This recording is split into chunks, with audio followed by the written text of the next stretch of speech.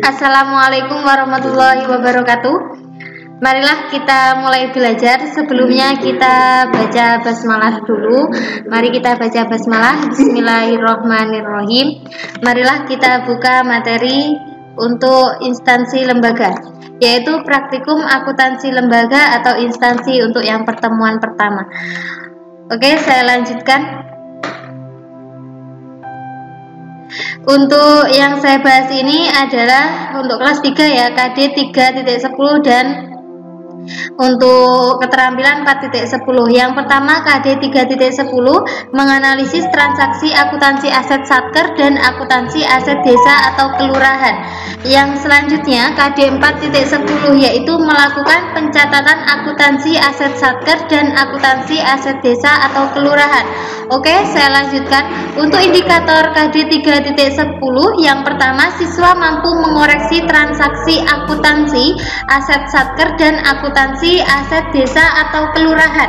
Yang kedua, siswa mampu membandingkan transaksi akuntansi aset satker dan akuntansi aset desa atau kelurahan. Dan yang ketiga, siswa mampu menyusun transaksi akuntansi aset satker dan akuntansi aset desa atau kelurahan. Oke, saya lanjutkan. Untuk indikator 4.10. Oke, yang pertama, siswa mampu menyusun transaksi akuntansi aset satker dan akuntansi aset desa atau kelurahan. Yang kedua, siswa mampu mengoreksi transaksi akuntansi satker dan akuntansi aset desa atau kelurahan. Oke, kita mulai materi yang pertama. Yang pertama yaitu akuntansi aset satker.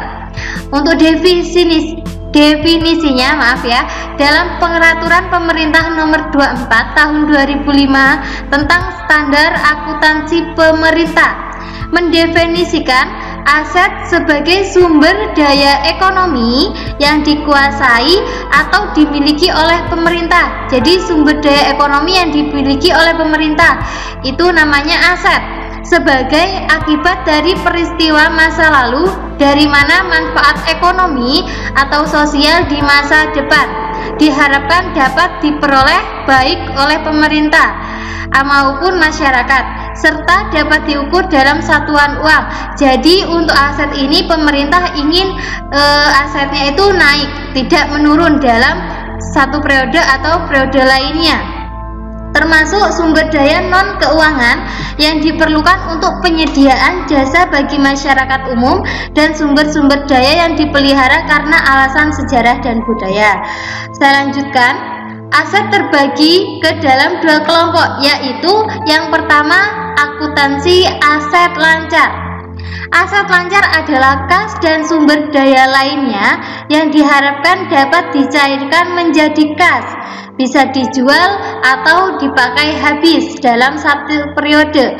Aset lancar yang ada di SKPD terdiri dari kas bendahara pengeluaran, kas bendahara penerimaan, piutang dagang, piutang pajak, piutang lain-lain, dan persediaan. Jadi aset lancar ini kas yang bisa dicairkan. Jadinya aset yang bisa dicairkan atau harta yang bisa dicairkan dalam satu periode, seperti itu. Untuk yang kedua, akuntansi aset tetap. Aset tetap adalah aset berwujud yang mempunyai masa manfaat lebih dari satu periode akuntansi untuk digunakan dalam kegiatan pemerintah atau dimanfaatkan oleh masyarakat umum.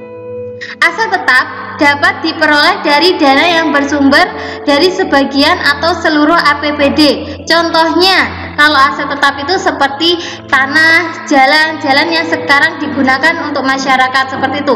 Jadi perbedaannya, kalau aset lancar itu aset yang bisa dicairkan menjadi kas atau bisa dicairkan menjadi pemasukan. Tapi kalau aset tetap itu yang digunakan masyarakat dalam lebih dari satu periode. Oke, saya lanjutkan untuk materi yang kedua, prosedur pencatatan aset di satker.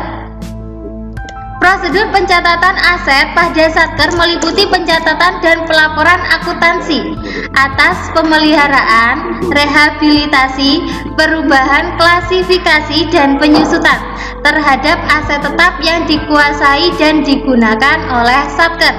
Berdasarkan bukti transaksi yang ada, fungsi akuntansi Satker membuat seperti ini. Contohnya yang pertama, ada tanggal transaksi. Jadi setiap prosedur pencatatan aset di Satker itu mesti ada tanggal transaksinya, digunakan sebagai apa. Dan yang kedua, jenis nama aset, untuk membeli barang apa. Dan yang ketiga, kode rekening yang terkait, membelinya menggunakan rekening siapa, atau bisa rekening balai desa ataupun instansi lainnya. Yang keempat, ada klasifikasi aset tetap. Dan yang kelima, nilai aset tetap. Oke, saya lanjutkan untuk materi yang ketiga, yaitu jurnal aset tetap. Di sini yang pertama ada standar jurnal aset tetap. Untuk jurnal aset tetap ini ada dua, ada pengakuan aset tetap dan pelepasan. Kalau jurnalnya dari pengakuan aset tetap di bagian debit, dan bagian kreditnya akun diinvestasikan dalam aset tetap. Bisa kalian lihat sendiri kan, untuk bisa kalian pahami sendiri. Oke, untuk saya lanjutkan untuk yang kedua, standar jurnal untuk konstruksi dan pengerjaan. Biasanya ini digunakan untuk konstruksi, maaf ya. Untuk jurnalnya di sini ada 3 macam: pengakuan konstruksi dalam pengerjaan, terus ada untuk proses konstruksi yang sudah selesai dilakukan, dan yang ketiga, pengakuan aset tetap yang sudah jadi. Contohnya misal kalau konstruksinya itu sebuah gedung, untuk akunnya yang sudah jadi. Oke, saya lanjutkan materi yang ketiga ini. Yang ketiga yaitu standar jurnal untuk penyusutan. Di sini ada 1 jurnal, yaitu pengakuan depresiasi atas aset tetap, yaitu akunnya seperti di samping. Oke, yang selanjutnya 4, standar jurnal untuk pembelian hibah atau donasi dalam bentuk aset tetap. Jurnalnya yaitu pengakuan aset tetap sesuai jenisnya. Nah, ini jenisnya bentuknya donasi, jadinya bisa aset tetap donasi, kreditnya diinvestasikan dalam aset tetap donasi. Oke, yang selanjutnya yang kelima, standar jurnal untuk aset lainnya. Di sini ada 2, pengakuan aset lainnya, pelepasan aset lainnya. Ini yang nomor 5 sama dengan yang nomor 1 yang tadi.